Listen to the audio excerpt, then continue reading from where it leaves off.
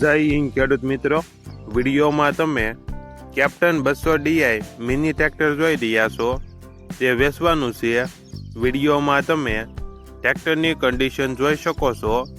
Original company colour, company fitting engine, gear hydraulic complete, tyre સારા કંપનીના tyre, company fitting engine, ઓછું ફરેલું tractor ફૂલ જવાબદારી સાથે વેચવાનું છે.